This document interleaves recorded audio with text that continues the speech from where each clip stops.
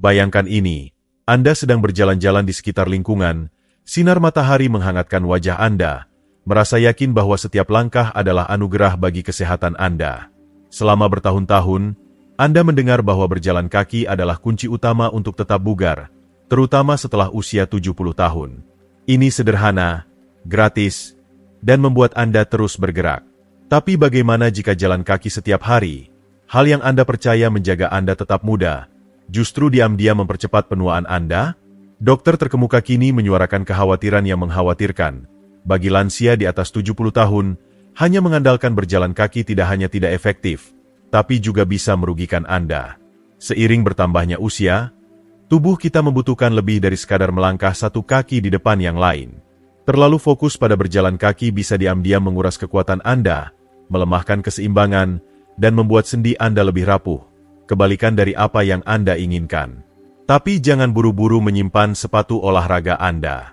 Ada cara yang lebih baik untuk bergerak, yang tidak hanya menjaga Anda tetap aktif tetapi juga bisa memperlambat penuaan dan menambah tahun-tahun kemandirian dalam hidup Anda. Dalam perjalanan ini, saya akan mengungkap 5 area gerakan penting yang dibutuhkan tubuh Anda setelah usia 70, yang tidak bisa dicapai hanya dengan berjalan kaki. Strategi ini didukung oleh sains, dibentuk oleh pengalaman nyata, dan cukup mudah untuk mulai diterapkan hari ini. Dan yang kelima, itu adalah pengubah permainan yang sering diabaikan banyak orang. Siap? Mari kita selami prioritas yang diam-diam hilang dengan setiap langkah yang Anda ambil. Jika Anda belum berlangganan, berlanggananlah dan aktifkan lonceng notifikasi agar tidak ketinggalan video baru. 1. Latihan kekuatan.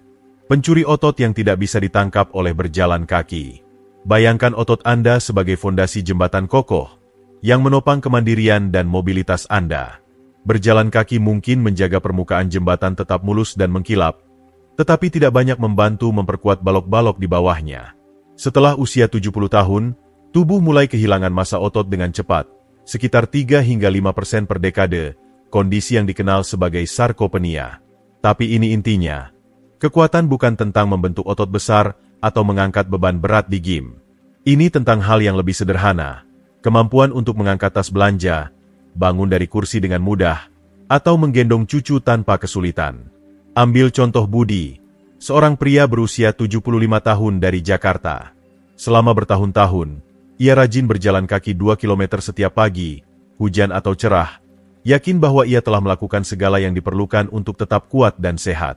Tapi kemudian, tanda-tanda mulai muncul. Suatu hari, ia kesulitan mengangkat koper ke bagasi atas di pesawat. Hari lain, ia mendapati dirinya harus mendorong lengan kursi untuk berdiri.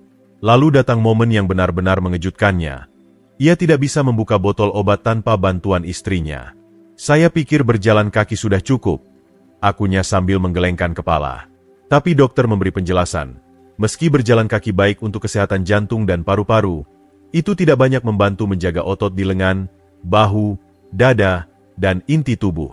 Tanpa resistensi, semacam kekuatan untuk didorong atau ditarik, otot-otot itu melemah seiring waktu, tidak peduli seberapa banyak langkah yang Anda ambil. Sains membuktikan ini. Studi tahun 2022 di Jurnal Penelitian Penuaan menemukan bahwa lansia yang melakukan latihan kekuatan melihat peningkatan massa otot sebesar 20% dalam beberapa bulan, sementara mereka yang hanya berjalan kaki tidak menunjukkan banyak kemajuan.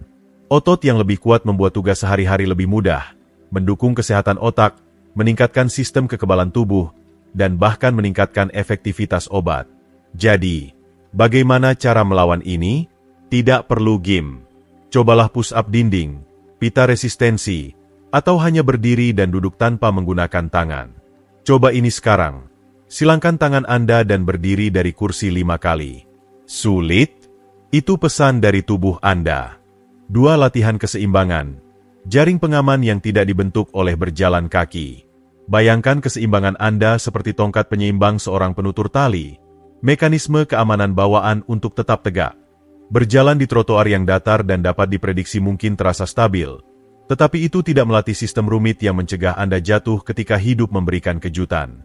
Perubahan medan yang tiba-tiba, langkah goyah dari trotoar, atau bahkan hewan peliharaan yang melintas di depan kaki bisa dengan cepat menguji stabilitas Anda. Anda mungkin berpikir, saya berjalan 1 kilometer setiap hari, keseimbangan saya baik-baik saja. Tapi ini twistnya. Berjalan dalam garis lurus di tanah yang rata tidak banyak mempersiapkan tubuh Anda untuk gerakan tak terduga yang membutuhkan refleks cepat dan koordinasi. Jatuh bukan sekadar kecelakaan kecil. Itu adalah penyebab utama cedera bagi orang dewasa di atas 70 tahun, menurut Badan Kesehatan Indonesia. 1 dari 4 lansia mengalami jatuh setiap tahun, dan bagi banyak orang, konsekuensinya bisa mengubah hidup. Siti, seorang wanita berusia 73 tahun dari Bandung, mengalami ini sendiri. Ia bangga berjalan 2 km setiap hari, yakin bahwa ia melakukan segalanya dengan benar. Tapi kemudian, suatu pagi yang licin, ia melangkah dari trotoar, tergelincir sedikit, dan hampir tidak bisa menahan diri. Jantungnya berdegup kencang, bukan karena usaha, tetapi karena kesadaran yang mengerikan. Saya hanya 1 langkah salah dari patah pinggul. Di kunjungan dokter berikutnya, ia belajar pelajaran penting. Berjalan kaki membangun daya tahan, tetapi tidak melatih sistem keseimbangan tubuh yang kompleks, termasuk sistem vestibular di telinga bagian dalam, proprioseptor di sendi, dan otot-otot yang bereaksi cepat untuk mencegah jatuh. Kabar baiknya, keseimbangan, seperti kekuatan, bisa ditingkatkan di usia berapapun. Latihan kecil membuat perbedaan besar. Berdiri dengan 1 kaki saat menyikat gigi, berjalan tumit ke jari kaki seperti penutur tali, atau bergoyang dari sisi ke sisi membantu memperkuat koneksi otak tubuh. Penelitian dari Jurnal Terapi Fisik Indonesia menunjukkan bahwa latihan keseimbangan tidak hanya mengurangi risiko jatuh hingga 30%, tetapi juga meningkatkan fungsi kognitif. Ingin menguji keseimbangan Anda? Berdiri di dekat meja, angkat 1 kaki sedikit dari lantai, dan tahan selama 10 detik. Merasa goyah? Keseimbangan Anda perlu latihan. Kapan terakhir kali Anda merasa tidak stabil? Ingat itu saat kita lanjut. 3. Fleksibilitas dan mobilitas. Menjaga engsel tubuh tetap terlumasi. Bayangkan sendi Anda seperti engsel pada gerbang. Berjalan kaki mengayunkan gerbang itu membuka dan menutup, tetapi tidak melumasi engsel atau meregangkan rangkanya. Seiring waktu, engsel itu bisa berkarat. Setelah 70 tahun, otot secara alami mengencang, dan sendi menjadi kaku, secara bertahap mengurangi rentang gerak Anda.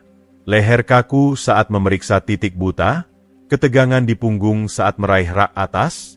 Ini adalah bisikan fleksibilitas yang memudar. Bisikan yang, jika diabaikan, bisa berubah menjadi keluhan nyeri dan keterbatasan yang keras. Ahmad, seorang pria berusia 78 tahun dari Surabaya, berpikir bahwa jalan kaki hariannya menjaga tubuhnya tetap lentur dan mudah. Tapi ia mulai memperhatikan kesulitan kecil menyusup ke dalam rutinitasnya. Membungkuk untuk mengikat sepatu menjadi pekerjaan yang penuh keluhan. Memutar kepala untuk menyapa tetangga terasa seperti membuka tutup botol yang tersegel. Saya tidak melihatnya datang. Akunya. Masalahnya, berjalan kaki bagus untuk daya tahan, tetapi tidak meregangkan otot atau melonggarkan sendi yang dibutuhkan kehidupan sehari-hari. Tanpa latihan mobilitas yang terfokus, kekakuan menetap seperti tamu tak diundang. Sains mendukung ini. Penelitian dari Institut Kesehatan Lansia Indonesia menunjukkan bahwa lansia yang melakukan latihan fleksibilitas mengalami nyeri terkait kekakuan 25% lebih sedikit dan meningkatkan sirkulasi, yang membantu mengirimkan oksigen dan nutrisi ke otot dan sendi yang lelah. Ini berarti lebih sedikit nyeri, kemudahan gerakan yang lebih besar, dan risiko cedera yang lebih rendah akibat otot yang kaku dan tidak lentur. Bagian terbaiknya, menjaga sendi, terlumasi, tidak membutuhkan jam kerja keras. Gerakan sederhana bisa sangat membantu. Cobalah memutar leher perlahan dari sisi ke sisi seolah mengatakan, tidak, dalam gerakan lambat. Gulung bahu ke belakang seperti Anda sedang melepaskan mantel berat. Atau, sambil duduk, raih ke depan seolah mengambil sesuatu yang sedikit di luar jangkauan. Tindakan kecil ini membantu menjaga tubuh Anda bergerak bebas dan tanpa nyeri. Ini tes cepat. Putar kepala sejauh mungkin ke kanan. Terasa kaku? Perhatikan gerakan mana yang terasa terbatas. Apa satu gerakan harian yang menjadi lebih sulit bagi Anda? Ingat itu saat kita beralih ke kunci berikutnya untuk menua dengan baik. Jika Anda masih menonton video ini dan menemukan pelajaran ini berguna, silakan komentar 1 di bawah untuk memberitahu saya bahwa Anda masih bersama saya. 4. Inti dan postur. Bingkai tak terlihat yang tidak diperkuat oleh berjalan kaki. Bayangkan inti Anda sebagai batang pohon. Ketika kuat, cabang-cabang berdiri tegak. Ketika melemah, semuanya merosot. Berjalan kaki mungkin menjaga daun tetap segar, tetapi tidak mempertebal batang atau meluruskan tulang punggung. Setelah 70 tahun, postur buruk bukan hanya tentang terlihat bungkuk, itu bisa menekan paru-paru Anda, membebani punggung bawah, dan menguras energi Anda. Inti yang lemah diam-diam menggerogoti kemampuan Anda untuk berdiri tegak, bernapas dalam, dan bergerak dengan nyaman. Dewi, 76 tahun, dari Yogyakarta, selalu bangga tetap aktif. Ia berjalan 3 kilometer setiap hari selama puluhan tahun. Yakin bahwa ia menjaga tubuhnya dalam kondisi puncak. Tapi di wisuda cucunya, ia melihat sekilas dirinya di foto, bahu membulat, punggung melengkung. "Kapan saya mulai terlihat begitu tua?" tanyanya dalam hati. Di kunjungan dokter berikutnya, ia belajar kebenarannya. Otot intinya telah melemah, membuat tulang punggungnya merosot ke depan. Berjalan kaki mungkin bagus untuk sirkulasi dan daya tahan, tetapi tidak melibatkan otot stabilisasi dalam yang diperlukan untuk menjaga postur yang baik. Sains jelas.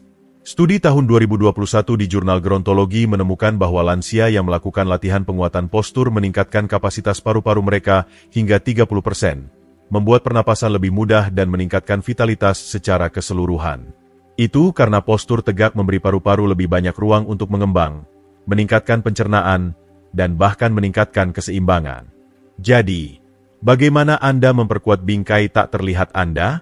Gerakan sehari-hari yang sederhana bisa membuat perubahan besar. Berdiri menempel di dinding dengan tumit, pinggul, bahu, dan kepala menyentuh. Jika ini terasa mudah, postur Anda solid. Jika Anda merasa kesulitan, itu tanda bahwa penyelarasan Anda telah bergeser. Dewi mulai dengan berdiri di dinding, miringkan panggul saat duduk di sofa, dan latihan mengencangkan perut ringan saat mengantre di toko. 6 minggu kemudian, nyeri punggungnya mereda, dan ia berdiri lebih tegak dan percaya diri. Luangkan waktu untuk memeriksa postur Anda. Apakah Anda lebih membungkuk? Apakah seseorang menyebutkan bahwa Anda terlihat lebih pendek? Ingat itu saat kita menjelajahi kunci tak terduga berikutnya untuk menua dengan baik. 5. Perlindungan sendi. Ketika berjalan kaki mengikis Anda. Ini twist yang mungkin tidak Anda duga. Meski berjalan kaki dipuji sebagai latihan yang hampir sempurna, itu bisa diam-diam mengikis sendi Anda, terutama setelah 70 tahun. Seiring bertambahnya usia, tulang rawan pelindung di sendi menipis, cairan sendi berkurang, dan setiap langkah di permukaan keras seperti beton perlahan menggerus apa yang tersisa. Dokter reumatologi memperingatkan bahwa dampak berulang tanpa dukungan ramah sendi bisa mengubah kebiasaan sehat menjadi bahaya tersembunyi. Hasan, seorang pensiunan pekerja pos berusia 77 tahun dari Medan, tidak asing dengan berjalan kaki. Selama bertahun-tahun, ia menempuh 2 km sehari, yakin bahwa ia menjaga tubuhnya dalam kondisi terbaik. Tapi kemudian, lututnya mulai protes. Bukan hanya selama berjalan, tetapi sepanjang hari. Awalnya, ia mengira nyeri berarti kemajuan. Tanpa rasa sakit, tidak ada hasil. Bukan, candanya. Tapi dokter punya pandangan lain. Itu bukan kemajuan, itu kerusakan. Berjalan di trotoar memukuli sendi yang sudah aus, membuatnya meradang alih-alih menguatkannya. Jadi, apa alternatifnya? Tujuannya bukan berhenti bergerak, melainkan bergerak lebih cerdas.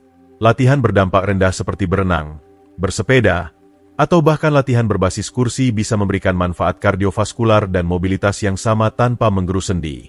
Studi di Jurnal Penelitian Ortopedi menemukan bahwa lansia yang beralih ke gerakan berdampak rendah melihat pengurangan nyeri sendi yang signifikan karena latihan ini membantu menyebarkan cairan sinovial. Pada dasarnya melumasi sendi seperti oli pada engsel, mengurangi gesekan dan kekakuan. Hasan mengikuti saran dokternya.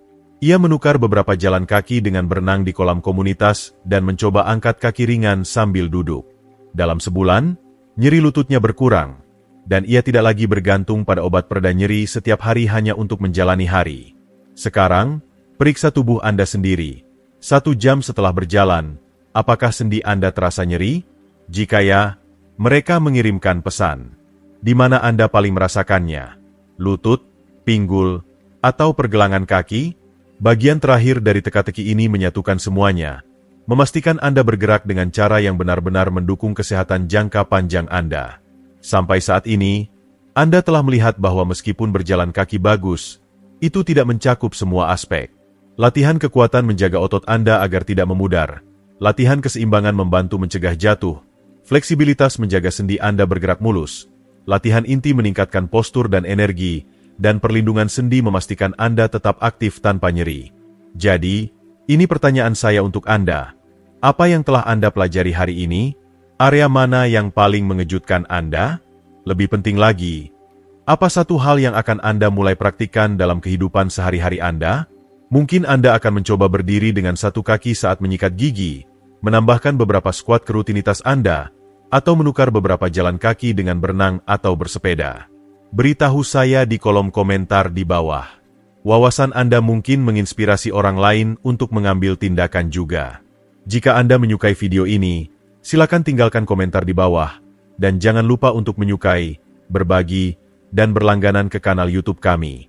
Dukungan Anda membantu kami membawa lebih banyak konten berharga untuk hidup yang lebih sehat, lebih kuat, dan lebih mandiri. Sampai jumpa di video berikutnya.